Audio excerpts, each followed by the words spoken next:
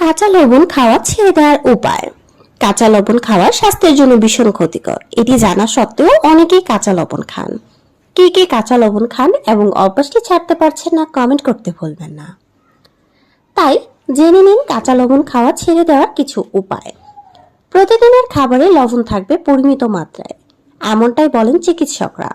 বিশ্ব স্বাস্থ্য সংস্থার মতে একজন সুস্থ ব্যক্তির দিনে 5 গ্রামের বেশি লবণ খাওয়া উচিত নয়। বড়জোর 1 চা চামচ লবণ, এর বেশি নয়। তাছাড়া যেসব রান্নায় লবণের পরিমাণ বেশি সেসব রান্নাও এড়িয়ে চলা উচিত।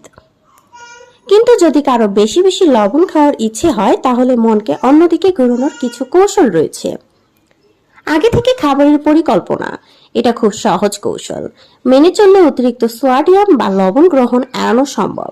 খুব খিদে পেলে লবণ খাওয়ার ইচ্ছে জাগে, তখনই বিভিন্ন ধরনের ফাস্ট ফুড খাওয়া হয়। এর বেশিরভাগই সোডিয়ামে বা লবণে ভরপুর। কিন্তু যদি কেউ সোডিয়ামের পরিমাণ সীমার মধ্যে রাখতে চান তাহলে আগে থেকে খাবারের পরিকল্পনা করতে হবে। এতে লবণের পরিমাণ নিয়ন্ত্রণ করা যাবে। তাছাড়া পেট ভরা থাকলে শরীরে অতিরিক্ত লবণের চাহিদা থাকে না। ভেষজ বা মশলা, লবণ মস্তিষ্কের রিসেপ্টরকে উদ্দীপিত করে, সেটাই জানিয়ে দেয় এই খাবারটা অনেক সুস্বাদু। একই প্রভাব তৈরি করতে লবণের বদলে কিছু ভেষজ বা মশলা ব্যবহার করা যায়। বিশ্ব স্বাস্থ্য সংস্থাও একই কথা বলছে।